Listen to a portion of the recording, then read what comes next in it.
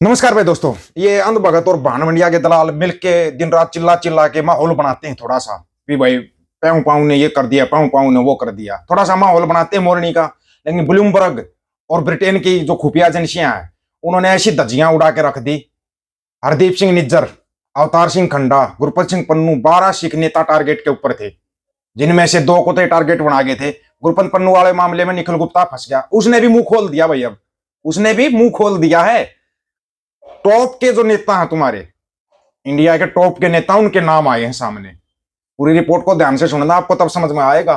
Report ध्यान से जरूर सुन लेना, इतना पक्का कहेंगे। लेकिन नप के भाई तुम्हारे नप दिए, तुम्हारे फटे नाप दिए हैं ब्रिटेन ने, और अच्छे तरीके से नाप दिए हैं। अभी भी समझ में नहीं आया। सबसे पहले दोबारा बार बार अपील करते रहेंगे ये हम। 10 नवंबर को ज्यादा से ज्यादा संगत पंजाब यूनिवर्सिटी में पहुंचे, बैरिकेटिंग करनी शुरू कर दी इन्होंने, जो दिल्ली बॉर्डर पे की थी, याद हो गया आपको? 5-5, 6-6 लेयर की बैरिकेटिंग है वहां पर। वही पंजाब यूनिवर्सिटी में बैरिकेटिंग शुरू कर दी है। वो बच्चे जो पंजाब यूनिवर्सिटी के अंदर बैठे हुए हैं, सीधा दिल्ली से माथा लगा रहे हैं। उन बच्चों का सहयोग करो जितना हो सकता है, ज्यादा से ज्यादा। उनका सहयोग बहुत जरूरी है।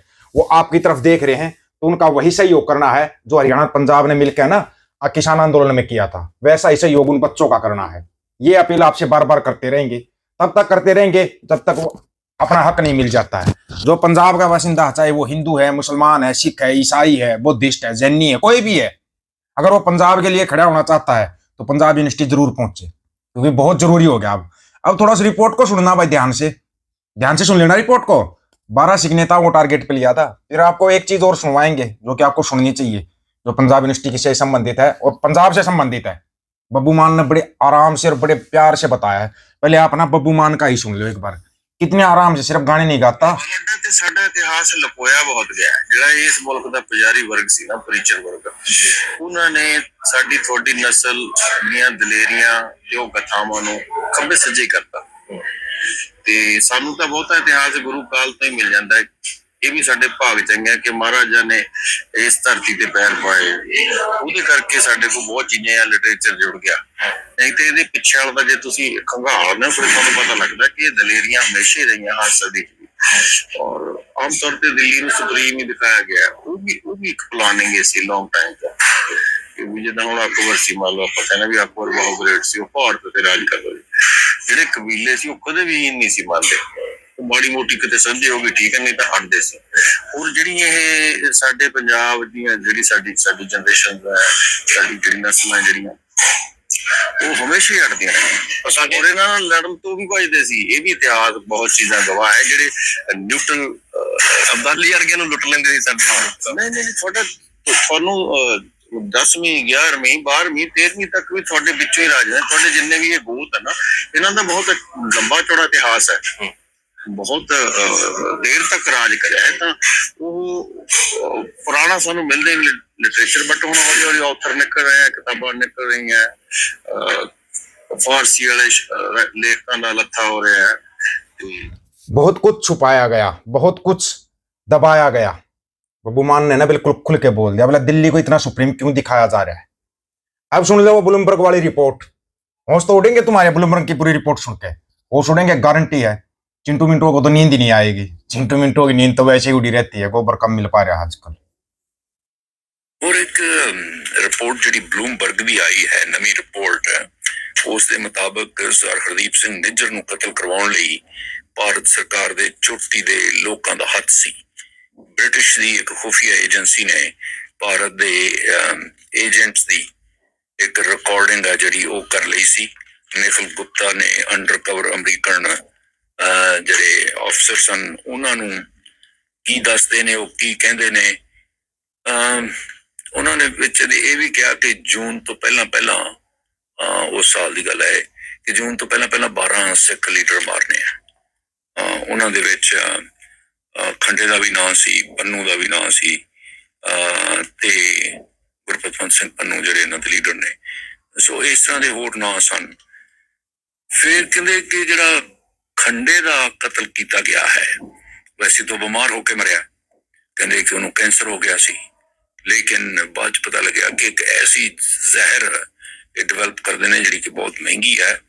ਉਹਦੇ ਸਰੋਂ ਦੇ ਦਾਣੇ ਜਿੰਨਾ ਉਹ ਜ਼ਹਿਰ ਜੇ ਕਿਸੇ ਨੂੰ ਤੁਸੀਂ ਚਾਹ ਕੌਫੀ ਚ ਪਿਲਾ ਦਿੰਦੇ ਹੋ ਤਾਂ ਉਸ ਤੋਂ ਬਾਅਦ ਉਹਨੂੰ कैंसर वर्गे सिम्पटम होंगे आ और बंदा मर जाता है। पोस्टमार्टम च पता नहीं लगता क्योंकि वो रेडियो एक्टिव है और वो निकल जाता है, जहर उड़ जाता, खत्म हो जाता है। फिर कोई पता नहीं लगता वो जो तुम देखते भी हो कि मौत के कारण की ने। सो इस किस्म दी कई जहर हैं। इस किस्म की गलबात चलती जी सामने आ रही है। इस संबंध देखते हैं कि अगली हम डिवेलपमेंट्स की होंगे ने। ਜਦੋਂ प्रधानमंत्री साबका प्रधानमंत्री ट्रूडो ने पार्लीमेंट ਦੇ ਵਿੱਚ ਐਲਾਨ ਕੀਤਾ ਸੀ, ਉਦੋਂ ਬ੍ਰਿਟਿਸ਼ ਜਿਹੜੀ ਉਹਨਾਂ ਦੀ ਖੁਫੀਆ ਏਜੰਸੀ ਹੈ ਉਹਨਾਂ ਕੋਲੇ ਜਾਣਕਾਰੀ ਵੀ ਸੀ ਇਹ ਜਿਹੜੀ ਅਮਰੀਕਨਾਂ ਕੋਲ ਸੀ। ਇਹ ਜਾਣਕਾਰੀ ਆਪਸ ਵਿੱਚ ਹੀ ਸਾਂਝੇ ਕਰਦੇ ਰਹੇ ਸਨ ਔਰ ਬ੍ਰਿਟਨ ਸਰਕਾਰ ਨੇ ਇਹ ਜਾਣਕਾਰੀ ਇਹਨਾਂ ਨੂੰ ਕਾਗਜ਼ ਰਾਹੀਂ, ਈਮੇਲ ਰਾਹੀਂ ਜਾਂ ਕਿਸੇ ਹੋਰ ਤਰੀਕੇ ਨਾਲ ਭੇਜਣੀ ਮੁਨਾਸਬ ਨਾ ਸਮਝੀ। ਬਲੂਮਬਰਗ ਦੀ ਰਿਪੋਰਟ ਦੇ ਮੁਤਾਬਕ ਉਹਨਾਂ ਨੇ ਸਪੈਸ਼ਲ ਆਪਣਾ ਇੱਕ ਏਲਚੀ ਭੇਜਿਆ ਜਿਹੜਾ ਇਹ ਜਾਣਕਾਰੀ ਲੈ ਕੇ ਆ ਕੇ ਪ੍ਰਧਾਨ ਮੰਤਰੀ ਨੂੰ ਮਿਲਿਆ। ਉਹਨੂੰ ਇਹ ਵੀ ਹਦਾਇਤ ਸੀ ਕਿ ਤੂੰ ਕਿਹੜੇ ਵਿਅਕਤੀ ਨੂੰ ਮਿਲਣਾ ਹੈ। ਉਹ ਕਹਿੰਦੇ ਕਿ ਐਵੇਂ ਨਾ ਕਿਸੇ ਨੂੰ ਫੜਾ ਕੇ ਆ ਜੀ। ਸੋ ਪ੍ਰਧਾਨ ਮੰਤਰੀ ਤੱਕ ਇਹ ਗੱਲ ਪਹੁੰਚੇ। ਜਦੋਂ ਪ੍ਰਧਾਨ ਮੰਤਰੀ ਨੂੰ ਗੱਲ ਪਤਾ ਲੱਗੀ ਤਾਂ ਉਹਨਾਂ ਨੇ ਪਾਰਲੀਮੈਂਟ ਦੇ ਵਿੱਚ ਐਲਾਨ ਕਰ ਦਿੱਤਾ ਸੀ। ਸੋ ਉਸ ਤੋਂ ਬਾਅਦ ਸੰਬੰਧ ਵਿਗੜਨੇ ਸ਼ੁਰੂ ਹੋ गए, डिप्लोमेटिक संबंध खराब हो गए। ਹੁਣ मिस्टर ये संबंध कैसे खराब हुए थे, क्यों खराब हुए थे? जो ब्रिटिश एजेंसियां थी ना, वो खुफिया अधिकारी थे, उनका आदेश था कि सीधा प्रधानमंत्री से मिलना है, किसी और से नहीं। जब जस्टिन ट्रूडो ने कनाडा की संसद के अंदर खड़ा होकर बोला था ना, वो ब्रिटिश खुफिया एजेंसी की रिपोर्ट थी वो। और यहाँ पर चै चै पै करके इन्होंने उस पूरी रिपोर्ट को ही तितर बितर करवा दिया। बहुत से लोगों को तो समझ में ही नहीं आया कि होया क्या है। अभी दोबारा से ब्लूमबर्ग के अंदर रिपोर्ट छपी है। ब्लूमबर्ग ने तो खुलासे किए कि 12 सिख लीडरों को टारगेट पे लिया था। ये जो चिंटू मिंटू अंध भगत करते थे ना सोशल मीडिया के ऊपर, जून 84 याद दिला देंगे, जून 84 याद दिला देंगे, ये था वो जून 84 करना का जो चक्कर था इनका। जो इनके टॉप के लीडर हैं, हरदीप सिंह निज्जर है, और पन्नू है, अवतार सिंह खंडा है, इनको वहीं के वहीं निपटा दो। बहुत लोग थे ना विदेश में बैठ के करते क्या है। यहां पर दिल्ली हिली हुई थी तुम्हारी, दिल्ली की टांगे कांप रही थी कि बहुत कुछ होने, वो तो अभी भी होगा, अब और थोड़ा जल्दी हो जाएगा। पहले तो वो धीरे धीरे हो रहा था, लेकिन अब तो और भी फास्ट होगा। जिस दिन ऐलान होगा ना कि भाई खालसा राज अलहदा राज है, वो तो बताया गया था सब कुछ वखरा मेरे भाई। लेकिन ये क्यों चला हुआ है, ये पंजाब यूनिवर्सिटी के ऊपर क्यों कब्जा करना चाहते हैं? पंजाब यूनिवर्सिटी पर कब्जा कर लिया, पंजाब की संस्कृति पर कब्जा कर लिया, वो संस्कृति को मिटा देंगे, उस इतिहास को मिटा देंगे। यही बात तो बब्बू मान बोल रहा है। भला अभी धीरे धीरे सामने आ रहा है इतिहास, बहुत से और इतिहासकार हैं जिनसे सीखेंगे। गाने नहीं गाता सिर्फ बब्बू मान, इतिहास के बारे में भी हर गाने के अंदर एक संदेश होता है। बब्बू मान के हर एक गाने में एक संदेश होता है। कभी भी आजमा लेना आप इस चीज को, एक संदेश पक्का होता है पंजाब के लिए, ये उसकी खासियत है, इसलिए उसको उस्ताद बोला जाता है। पंजाब यूनिवर्सिटी में पहुंचा ना बब्बू मान, क्योंकि उसको पंजाब का दर्द पता है। किसान आंदोलन में था ना बब्बू मान, आगे बिल्कुल। दलजीत दोसांझ भी था। दलजीत दोसांझ अगर अभी बाहर प्रोग्राम में है तो उसको भी आना चाहिए था, या पंजाब यूनिवर्सिटी के लिए बोलना चाहिए था, इतना जरूर करना चाहिए था। इतनी उम्मीद हम उससे भी कर रहे थे, और शायद बोलेंगे वो। लेकिन अगर इनका कब्जा हो गया ना, और मनुस्मृति लागू कर दी इन्होंने पंजाब के अंदर, फिर ये बड़ी आसानी से कब्जा कर लेंगे। बुद्धों का कितना वो था, बौद्ध धर्म का, बुद्धिस्ट कहाँ गए बता दो ना, कौन सी गली से निकाल दिया किसी को पता ही नहीं आज तक। मुसलमानों को दबा लिया, अब ये सिखों की बारी है। आप लोगों की क्या राय है इसके बारे में? आप अपनी राय रखना, आपकी राय का इंतजार रहेगा। आपकी राय बहुत महत्वपूर्ण है। सभी साथियों को राम राम, नमस्कार, आदाब, सत श्री अकाल।